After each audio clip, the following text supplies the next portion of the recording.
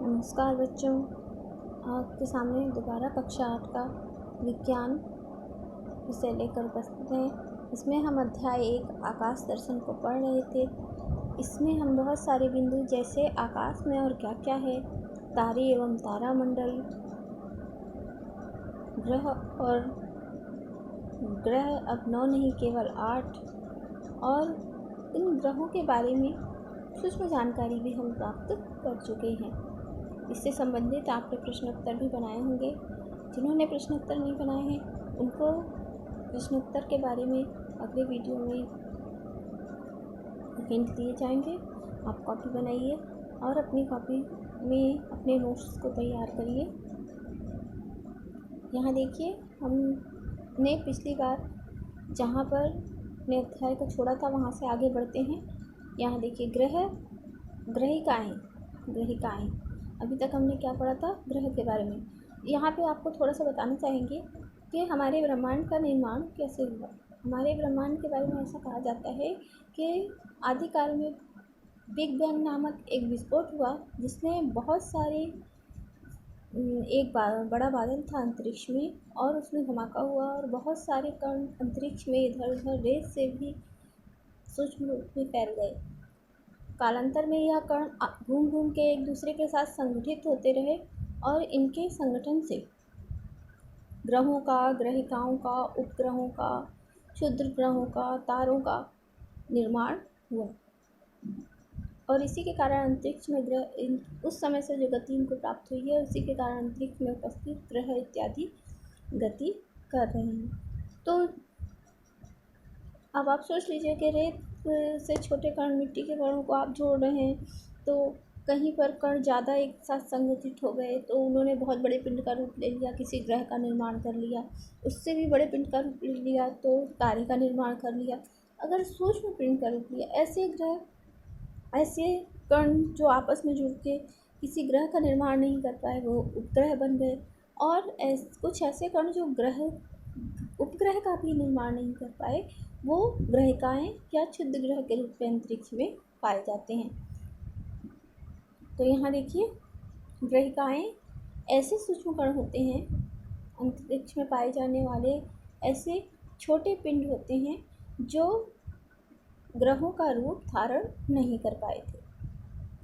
ये कहाँ पाए जाते हैं? वैसे तो क्षुद्र ग्रह या ग्रहिकाएँ पूरे अंतरिक्ष में फैले हुए हैं, लेकिन हमारे सौरमंडल में मुख्य रूप से मंगल और बृहस्पति की कक्षाओं के बीच पाए जाने वाले छोटे छोटे पिंड जो सूर्य की परिक्रमा कर रहे हैं, ग्रहिकाएँ या क्षुद्र ग्रह कहलाते हैं।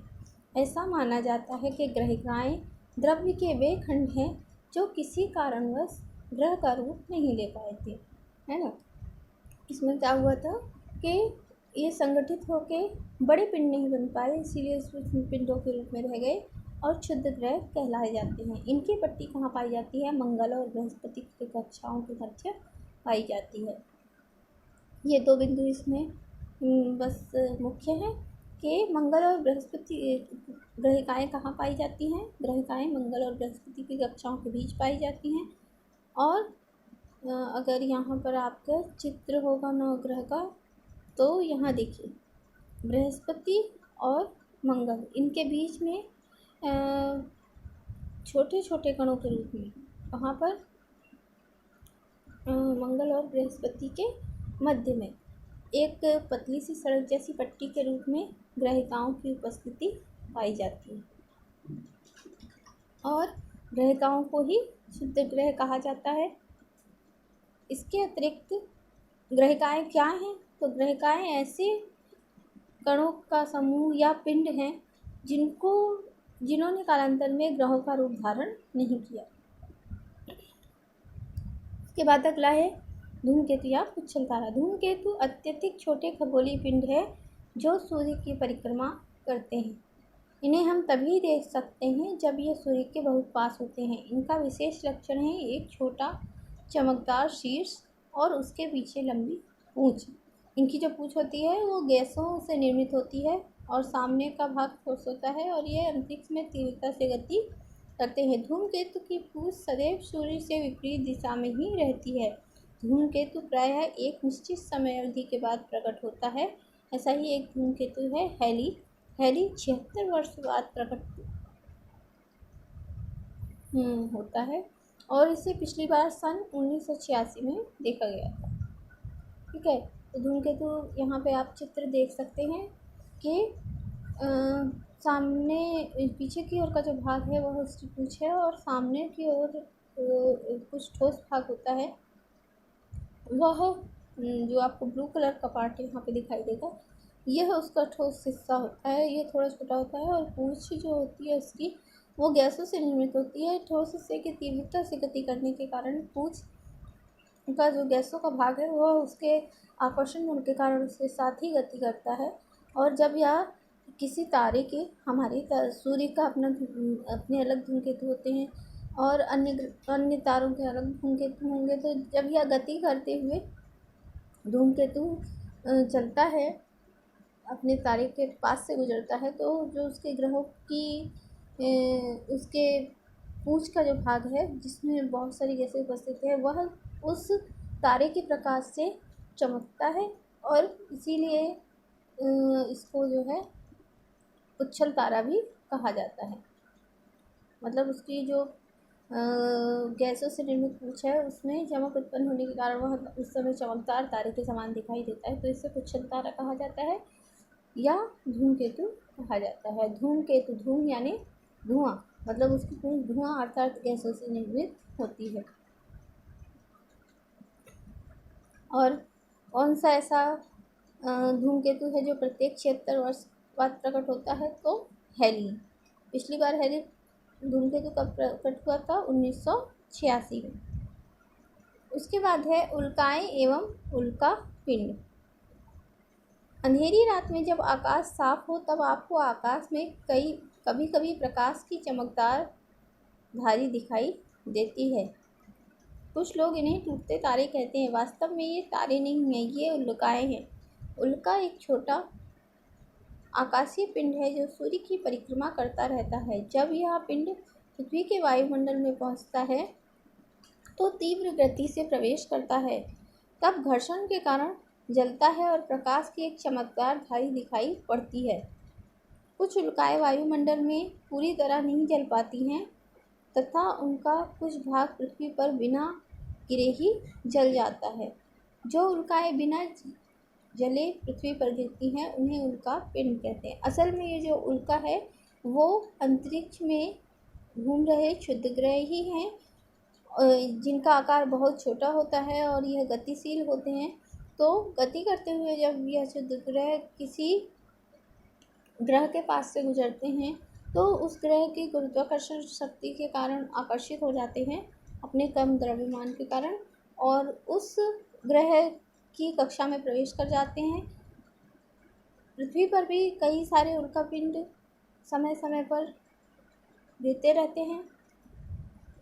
जो पिंड पृथ्वी जब ये कक्षा में प्रवेश करते हैं तो पृथ्वी का जो वायुमंडल है उस वायुमंडल में तीव्रता से सैकड़ों किलोमीटर की रफ्तार से गिरने के कारण वायुमंडल के साथ इनका घर्षण होता है और यह स्वतः ही जल उठते हैं। इसीलिए यह जो है हमको जलते हुए दिखाई पड़ते हैं। जबकि कुछ ऐसे उल्कापिंड भी होते हैं या कुछ ऐसे क्षुद्रग्रह भी होते हैं जब वो धरती की कक्षा में प्रवेश करते हैं तो बिना जले ही वह विभिन्न स्थानों पर गिर जाते हैं और इसीलिए इन्हें उल्कापिंड कहते हैं। तो उल्का और उल्कापिंड में अंतर यह है कि ऐसे सूक्ष्म पिंड जो जलते हुए पृथ्वी के वायुमंडल से जलते हुए घर्षण करने के कारण जलते हुए पृथ्वी के वायुमंडल से धरती पर गिरते हैं तो उन्हें उल्का कहते हैं और बिना जले गिर जाते तो उन्हें उल्कापिंड कहते हैं। अब यहाँ बॉक्स में कुछ दिया हुआ है उसको देख लेते हैं। सौर मंडल में भिन्न ग्रह एवं उपग्रह अपने परिपथ में एक दूसरे की गति एवं मार्ग में अवरोध पहुँचाए बिना करोड़ों वर्षों से निरंतर सूर्य की परिक्रमा कर रहे हैं। क्या हमारा व्यवहार भी इस तरह का है? क्या हम अपने समुदाय के सदस्यों के साथ उन्हें बिना नुकसान पहुँचाए समन्वय स्थापित कर शांति से जीवन जी रहे हैं? इस पर विचार करना चाहिए ताकि समुदाय के सभी सदस्य शांतिपूर्वक जीवन जी सकें। हाँ, तो यहाँ पे आप लोग पहले देख चुके होंगे कि प्लूटो को क्यों बाहर किया गया है ग्रहों की बिरादरी से। इस बिंदु को लेकर अगर हम लोग सोचें तो प्लूटो जो है चक्कर काटते हुए वरुण की कक्षा में प्रवेश कर जाती है, जिसके कारण हो सकता है कि वरुण ग्रह की गति कभी बाधित हो, है ना। तो अगर हम किसी समुदाय में रहते हैं तो हमको समुदाय के अन्य सदस्यों की गति यानी उनके कार्यों को बाधा नहीं पहुंचानी चाहिए। तो हम भी अंतरिक्ष में उपस्थित ग्रहों आदि की तरह जो शांति से जीवन व्यतीत कर सकते हैं। तो परस्पर सहयोग रखना चाहिए और एक दूसरे के कार्य को बाधा नहीं पहुंचानी चाहिए। ठीक है, अब यहाँ प्रश्न उत्तर देख लेते हैं। इनके उत्तर दीजिए। निम्न के बारे में संक्षिप्त जानकारी दें। वे आकाशीय पिंड जो किसी कारण ग्रह का रूप नहीं ले पाए। अभी हम लोग पीछे पढ़ चुके हैं। क्या है वो? ग्रहिकाएं।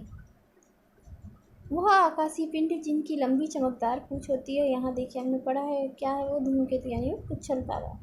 अगला है उल्का और उल्का पिंड में अंतर स्पष्ट कीजिए। उल्का किसे कहते हैं? ऐसे तारे जो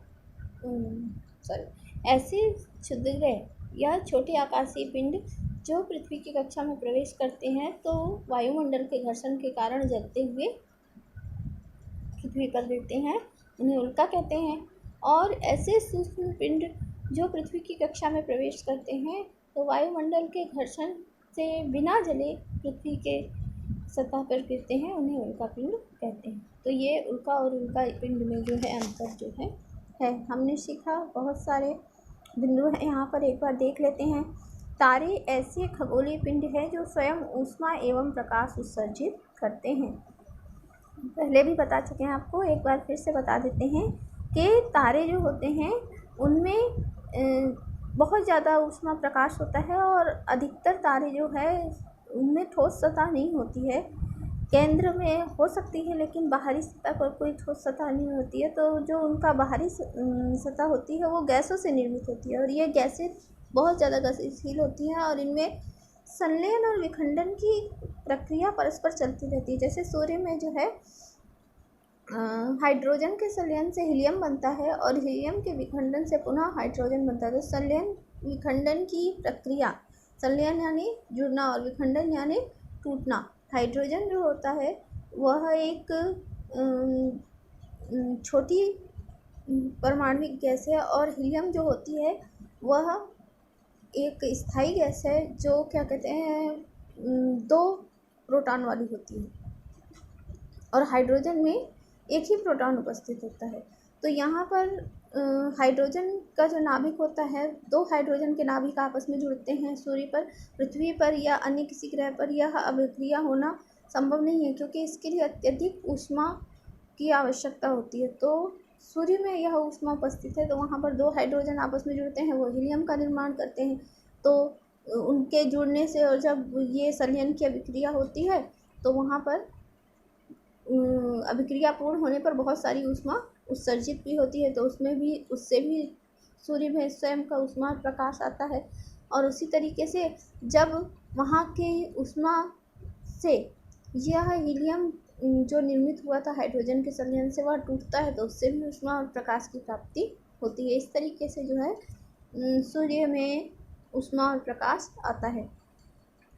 दूसरा है आकाशीय पिंडों के बीच की दूरी प्रकाश वर्ष मात्रक में मापी जाती है। 9.46 × 10⁻12 यह जो है 1 प्रकाश वर्ष का मान है जो प्रकाश के द्वारा 1 वर्ष में चली गई दूरी के समान होता है।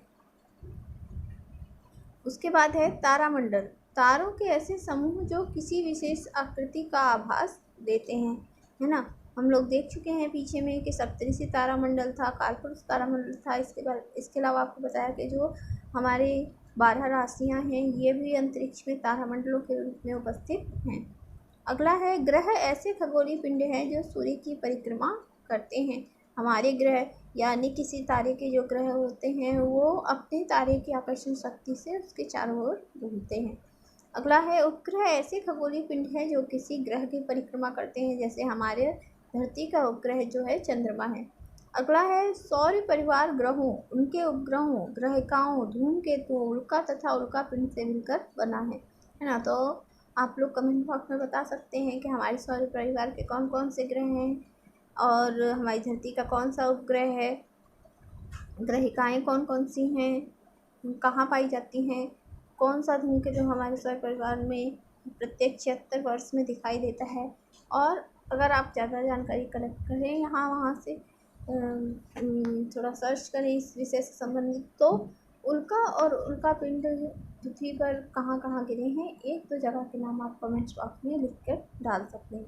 अगला है सूर्य के चारों ओर परिक्रमा करने वाले ज्ञात ग्रह हैं बुध, शुक्र, पृथ्वी, मंगल, बृहस्पति, शनि, अरुण और वरुण। इसके अलावा एक अन्य वामन ग्रह है जिसका नाम है प्लूटो। अब यहाँ पर अभ्यास के प्रश्नोत्तर दिए हुए हैं, एक बार आपको हिंट कर देते हैं, फिर अगली वीडियो में इन सभी प्रश्नों के विस्तार से चर्चा करेंगे। जैसे रिक्त स्थानों की पूर्ति कीजिए। तारों की विशेष आकृति और समूह को खालिस्तान कहा जाता है। क्या कहा जाता है तारों के समूह को? वह पिंड जो किसी ग्रह की परिक्रमा करता है खालिस्तान कहलाता है।